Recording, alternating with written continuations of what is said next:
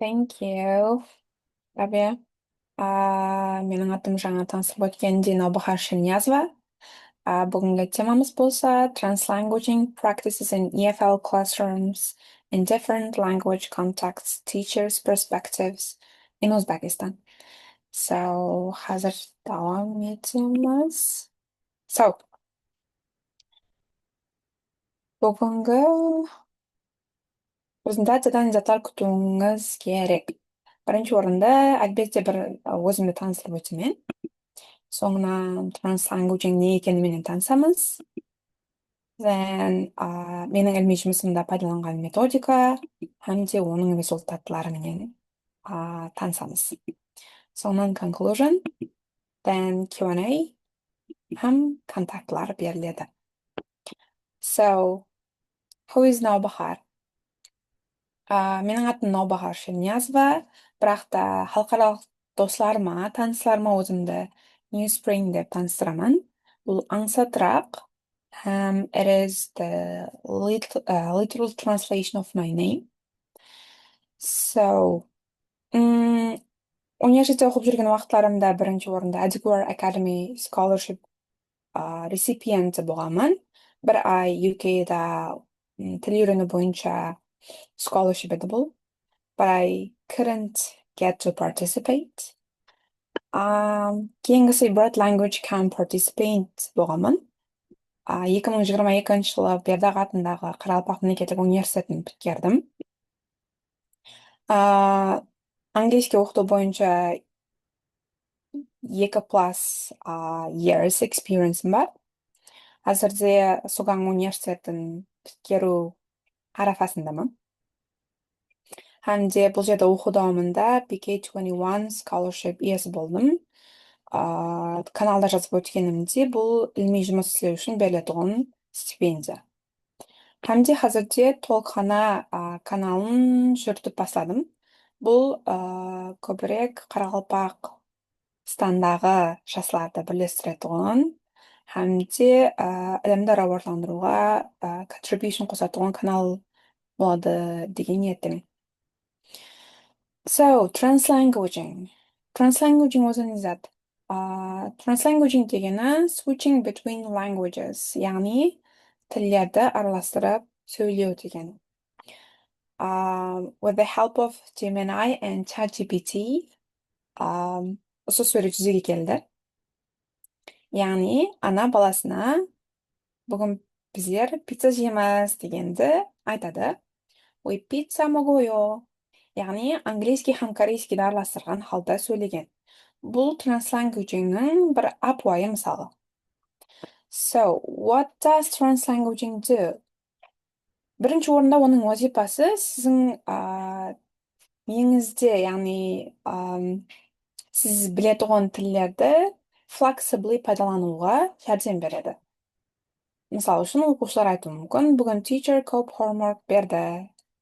Бірақ та, яғни ол оқушы мұғалім көп үйге тапсырма берді дегеннен көре, сол мәністі teacher homework сөздерін қосу арқылы аңсатырақ һәм comfortable сезеді өзін. Ал екінші орында it teaching tool сипатында пайдалануы мүмкін. Бірақ та мұғалім ілажы барынша translanguagingді қашан һәм қай жерде пайдалану керек екенлігін біліп алу керек. Ал үшіншісі болса a way to value identity.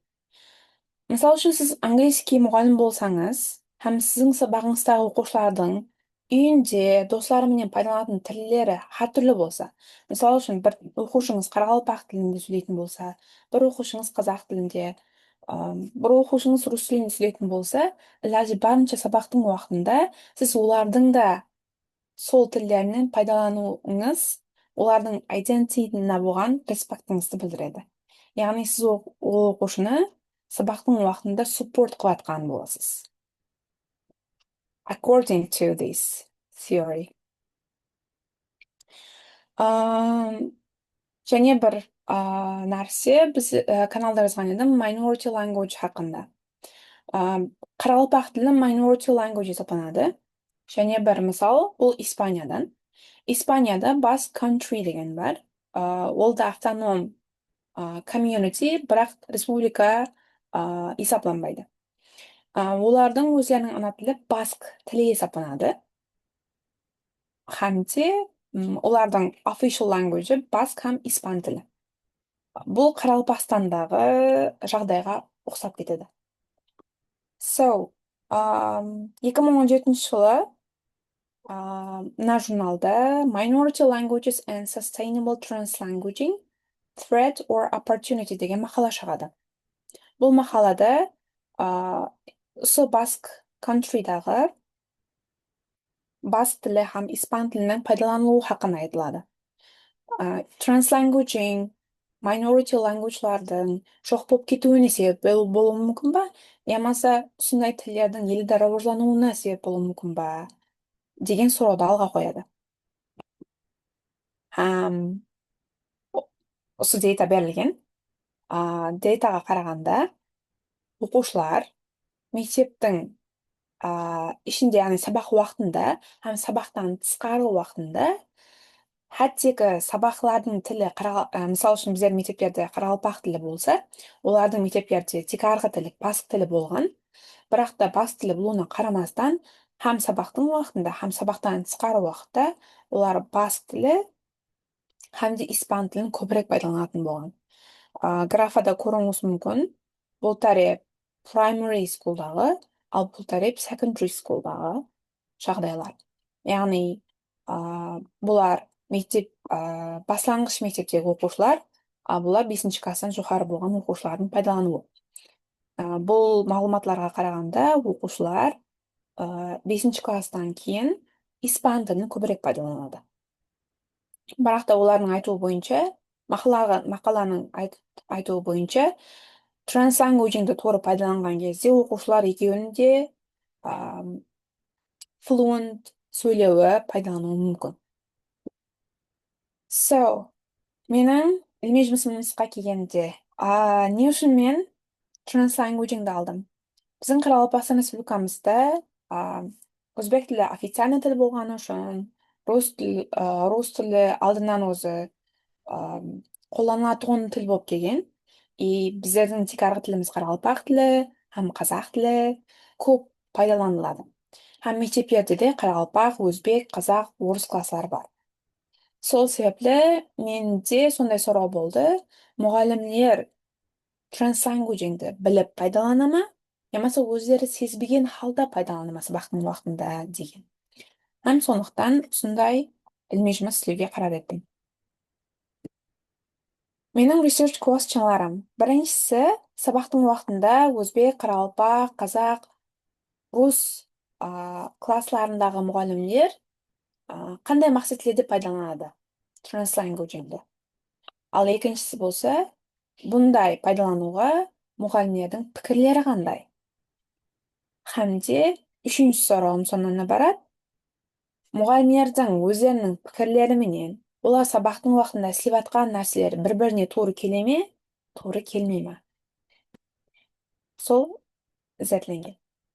So, мен пайдаланған методикалары, біріншісі classroom observation, сабақлар жазып алынған, video recorded, һәм де екіншісі мұғалімдер менен semi-structured interview, яғни һәр қайсымен отдельно интервью алынған. So, classroom observation'да, яғни 4 класс бар еді, 4 different language contexts, олар Қарақалпақ, қазақ, өзбек, орыс класслар. Һәр бір класстан 3 сабақ жазып алынды. Онда һәр класста 18 студенттен 22 студент кешкен бар еді. Общий алғанда 480 минутлық видео transcribe қылынған. Transcribe қылу дегені, ол жердегі һәр бір болып жатқан айтылған сөзді жазып алу. So, semi-structured interview'да һәр бір teacherмен индивидуальны интервью алынған. Ол где-то 2 сағатлық интервью, һәм ол да transcribe қылынды. Бірінші орында һәмесі Қарақалпақ тілінде интервью қылынған, һәм де кейін английскіге аударылған. So, birinchi so'rov esingizda bo'lsa, егер qanday maqsadlarda пайдаланады degan. Albatta ilmiy жұмыс bo'lganligi uchun mm, men professor Wangning uch turli funksiyasini o'zimga adapt qilib oldim. Birinchisi interpretive function. Bunda u muallim teskari tilga balansli bo'lgan narsalarda vocabulary, grammar, pronunciationlarda qoraqalpoq tili emas boshqa tillarga audarmalovga harakat etadi saboqning vaqtida. Al ikkinchisi bo'lsa managerial function. Bunda muallim o'quvchilarga marapatlashi mumkin, yamasa ularning qatiylarini aytib mumkin. Ya bo'lmasa saboqning vaqtida ana tildan tashqari bo'lgan, ya'ni to manage the class foydalanadigan so'zlar, saboqda tinch o'tiring, yamasa keyingi sinovga o'tamizga o'xshagan so'zlarda angliyskidan boshqa tillarda aytilgani. Al uchinchisi bo'lsa LIT function. Bu literal instant translation degani. Bu narsa negizinde Wang'ning functionida yo'q. Buni o'zimning qo'shimma to'g'ri keldi. Sebebi biz yerning territoriyadagi muallimlar ko'proq bu functiondan foydalanganligi sababli, ya'ni muallim o'zi bir gap aytgandan keyin to'g'ridan to'g'ri so'z yamasa so'l gapning qoraqalpoqcha yamasa boshqa tildagi audarmasini aytuvi. Umid men qattiq qiyin quramali etib aytayotganim yo'q. So, rezultatlarga qaraganda, общий translanguagingda eng ko'p foydalanadigan klass bu o'zbek klassidagi muallim bo'lgan. Biroq da har bir funksiyani olib qaragan kezimizda ular har turli. Misol uchun, mana yerda ko'rib turganday, managerial functionda, ya'ni marapatlav, saboqning vaqtida sinovdan sinovga o'tyapmiz degan narsani aytuvda qozoq klassidagi muallim translanguagingdan ko'proq foydalangan. Al rus klassdagi muallim interpretive functiondan, ya'ni grammatikani, readingdagi ba'zi bir so'zlarni переводlovda rus tilidagi muallim ko'proq foydalangandir. Hamda to'g'ridan to'g'ri audarmani bo'lsa qoraqalpoq klassdagi muallim foydalangan.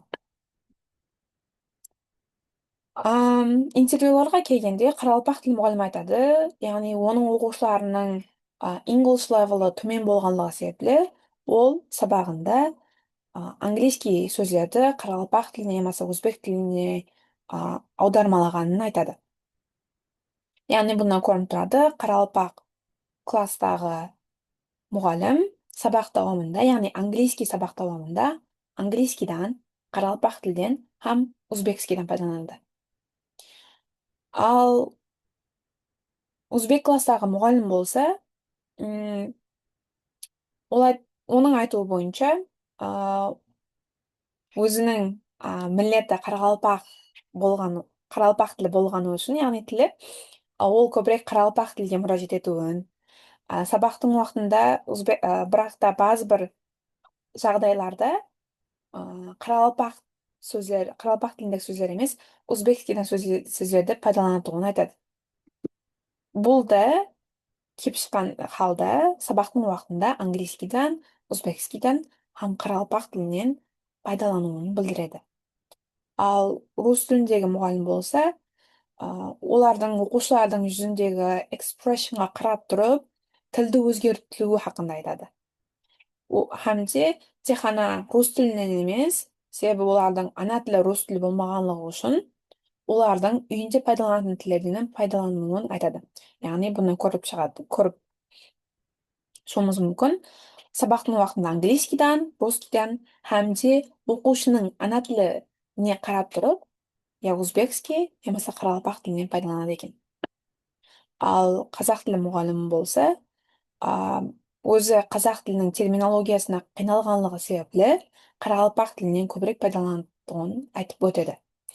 Ya'ni qozoq klassda angliyskiy, qozoq tili ham qoraqalpoq tili foydalaniladi.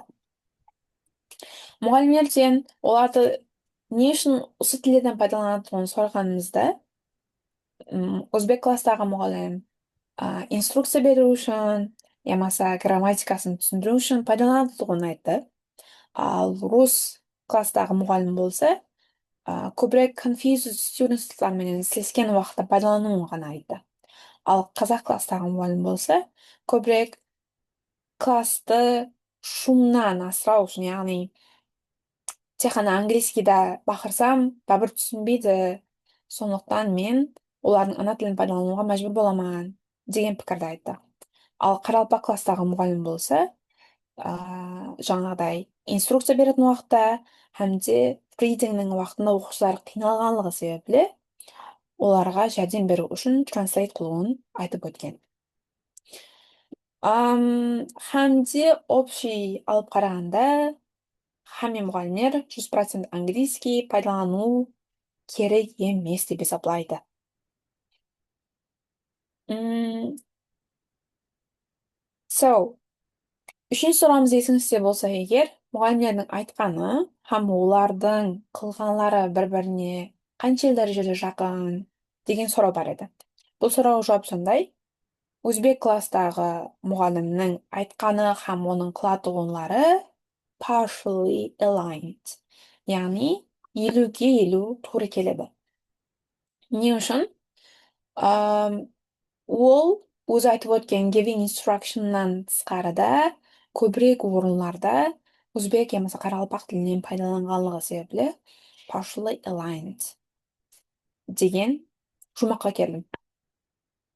Al keyingisi bo'lsa qozoq tilidagi olib boriladigan angliyskiy sabaqda broad alignment, ya'ni muallimning aytgani bilan оның qilgan harakatlari bir-biriga to'g'ri keladi. Ham qozoq klassdagi translanguaging eng az counted. So, undan keyingisi Russian klassdagisi bo'lsa broad alignment, biroq da no degan yer bor uni. Ne uchun? Rus klassdagi muallimdan klass sabog'ingizdan necha protsentdan angliyskiga o'tasiz deb so'raganimda, ол 20-30% deb javob bergan. Biroq da bu nerealniy edi. Себебі оның сабағынан келіп шыққан халда ол английскийді көбірек пайдаланған негізінде. Айтқанлар, яғни қашан пайдаланып сұрағанымызда ол тура келеді. Бірақ та өзінің мен аз пайдаланамын деп ойлағаны онша тура келмейді сабағына. Ал қаралпақ класстағы болса, ол да өзінің айтқанымен сабақта қылынған харекетлер бір-біріне тура келеді. Осының менен ilmiy жұмыстан результатлары өз жұмағына жетті. Thanks for watching. Презентация өз жұмағына жетті. Сұрауларыңыз болса, welcome.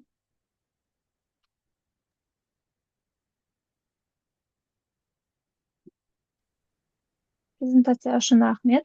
Яғни бұл іліми жұмыс не зат? Егер шетелде оқу ниетінде жүрген магистратура яки докторантура дәрежесін оқу ниетінде жүргендер болса, іліми жұмыс осындай тәрізде істелінеді, яғни структурасына ие болады. Яғни introduction жоғарыдан келтірілгендей, яғни тема таныстырылады, ямаса ситуация, жағдай, keyingisi previous researches, ямаса previous studies, яғни сізден алдын істелінген іліми жұмыслар, һәм сол іліми жұмыслардың ішінен gap табу керек. Яғни өзіңізге іздетлеу үшін тема сайлап алуыңыз керек. Қайер іздетленбеген, қайер іздетлеуге мұқтажлық бар, қайерде іздетлеуге мұқтажлық бар. Сол gapты тауып, сол бойынша методика іздеп шығасыз. Яғни қандай инструменттен пайдаланасыз, қандай фреймворктан пайдаланасыз, дейтаны қайтып жинайсыз, кімдерден жинайсыз, не үшін ол адамдардан, һәм сіздің ресерчіңізді қандай сұраулар астында алып барасыз. Яғни жоғарыда келтірілген 3 сұрау бар. Соған ұқсаған сұрау түзіп аласыз. Һәм сол бойынша ресерчті істейсіз, һәм одан кейін оны жинаған дейтаңызды анализлеуіңіз керек. Ол анализлегенде де қайтып анализлеймін, қандай ұсулдан пайдаланамын, qualitative па, я болмаса quantitative па, оны шешіп алуыңыз керек. Һәм одан кейін барып тұрып discussion болады. Һәм conclusionның ішінде нелер келтіріледі. Сіздің researching'стың limitation'ы, яғни қандай да бір шектеу,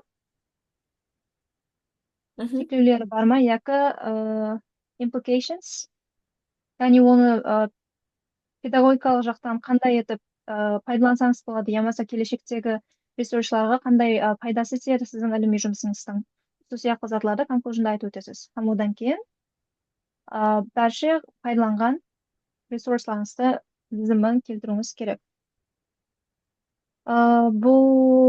Бұндай етіп research жазу тілекке қарсы бакалаврда дәрежесінде үйретілу керек негізі, бірақ біздердің университетімізде ешкімге үйретілмеген.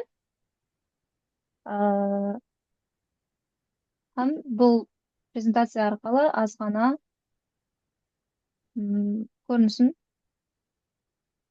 көрсету ниетінде едік. Егер аз ғана пайдасы тиген болса қуаныштымыз. Һәм бүгінгі тема бойынша түсінбеген, қызықтырған сұрауларыңыз бойынша Наубахардан сұрасаңыз болады.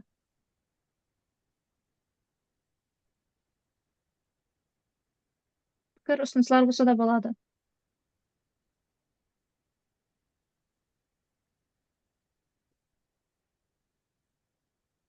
Өте тез söyledim ben.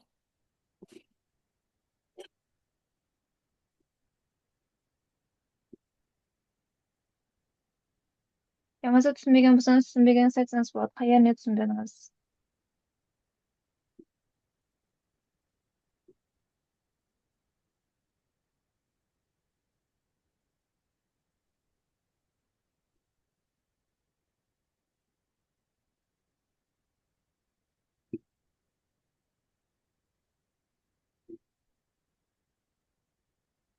Пікір, ұсыныстар, Тазада, Башнай, Гүлназ, Ширнай, Шухрат.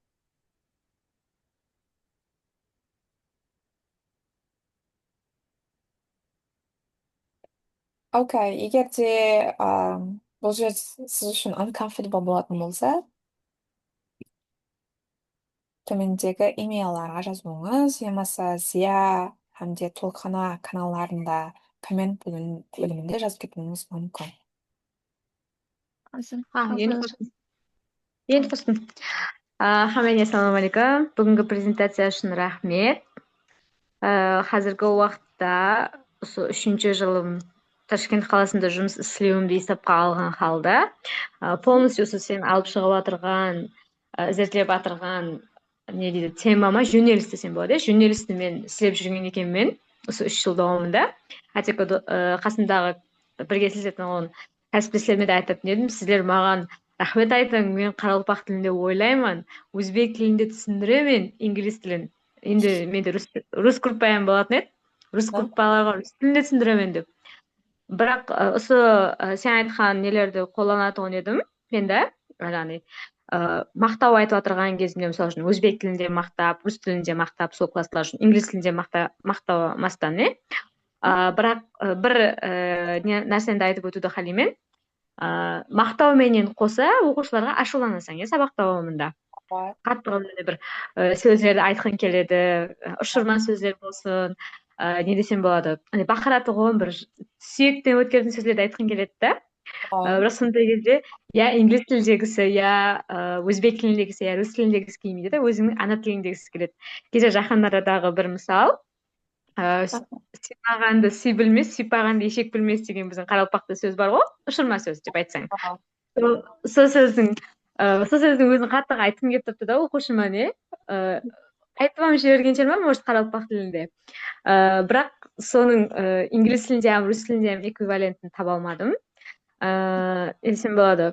Бұл осы нәрсе ham не болады ма, транслэнгуэджинг болады ма? Не только мақтау. Сосын енді базада ашуланып тұратын уақытларым болады ғой, мұғалім болғаннан кейін ашулансаң. Сондай кезінде өзіңнің ана тіліңде, өзіңнің ойлайтұғын тіліңдегі ұшырма сөздерді пайдаланып жіберіп, транслэнгуэджинг екен ғой деп ойлап қалдым сіздің презентацияңыздан кейін. Себебі сол мактауларды нелерди өзбек тилинде, рус тилинде бере алабыз. Өзүбүздүн ана тилибиз каралпак тили болсо да. Бирок сондай катты андай ашуудун үстүндө, ненин үстүндө бакыратын сөзлөрдү киймей калат да, улума каралпакча айтып беребиз. Дұрыс, дұрыс. Жасаңызды деп. Вот түсінбей деп хамметтин тырысып калат. Жәрдем Яғни береді. сол процесстің илимий қалай аталуын, мен мысалы үшін жаңағы мақтау сөздері, қайсы уақытта қайсы сөздерден пайдалануымдағы процесслердің хаммесін илимде қалай аталуын, қалай пайдалануды, неше пайыз оқытушылар менен бір қатарда екенін презентация арқылы біліп алдым. Және бір мәрте рахмет. Аумет тілеймен. Жүдә хам қызық тема, қызық жөнеліс. Не дейді, берекелі ілім дейді ғой біздің тілде, қаралпақ тілінде берекелі ілім болсын. Рахмет.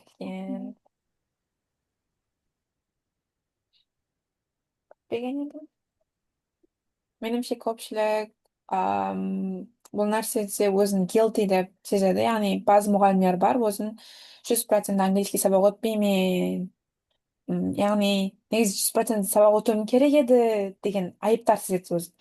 Бірақ негізінде бұл теория арқылы айтылған, мұғалім ондай сезу шарт емес.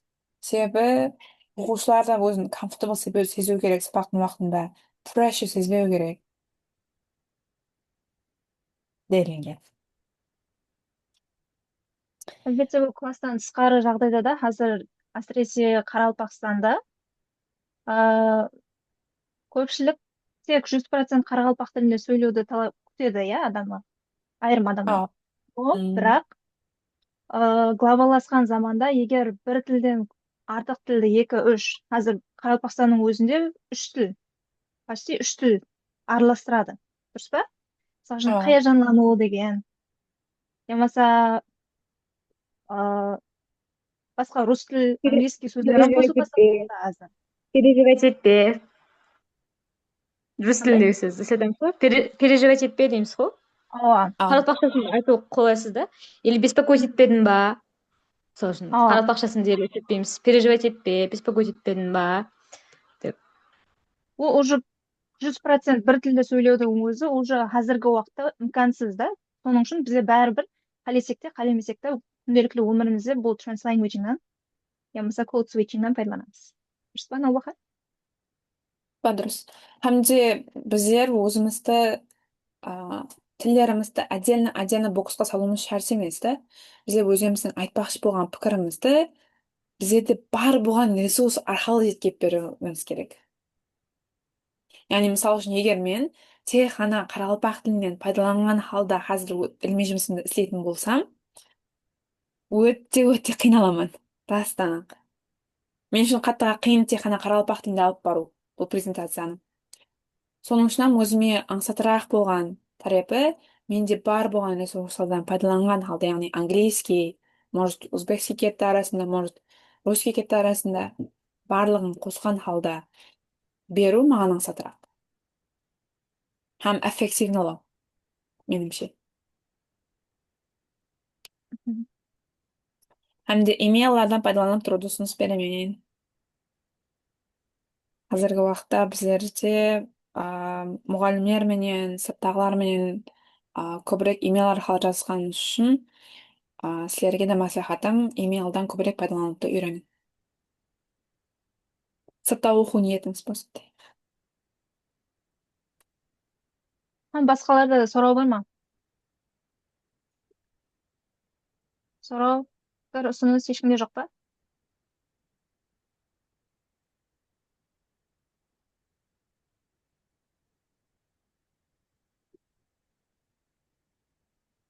Егер ешкімде жоқ болатұғын болса, Наубаха жұмақаушы гап бар ма?